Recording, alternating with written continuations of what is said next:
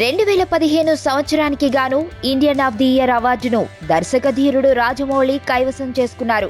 దేశవ్యాప్తంగా ఎంతో ప్రాముఖ్యతను సొంతం చేసుకున్న ఈ పురస్కారం జక్కన్న వశం కావడంపై సోషల్ మీడియాలో హర్షాతిరేకలు వ్యక్తమవుతున్నాయి.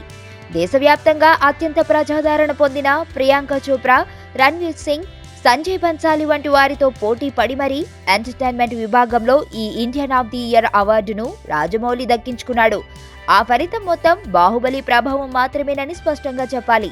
కేంద్ర ఆర్థిక మంత్రి అరుణ్ జైట్లీ చేతుల మీదుగా అవార్డు అందుకున్న రాజమౌళిని ఈ సందర్భంగా బాహుబలిని కట్టపై ఎందుకు చంపారో సమాధానం కావాలని అడుగగా అది చెప్పకూడని విషయమని, కేవలం 1 సంవత్సరం ఆగితే దానికి పూర్తి సమాధానం దొరుకుతుందని చెప్పి ఆడిటోరియంలో నవ్వులు పూయించారు. తెలుగు ఖ్యాతిని విశ్వవ్యాప్తంగా చాటి చెప్తున్న రాజమౌళి మన తెలుగువాడైనందుకు గర్విస్తూ ఈ సందర్భంగా జక్కన్నకు అభినందనలు తెలియజేద్దాం.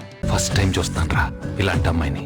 మనసుకు మనసు, జాలికి జాలి. ఏజ్కి ఏజ్.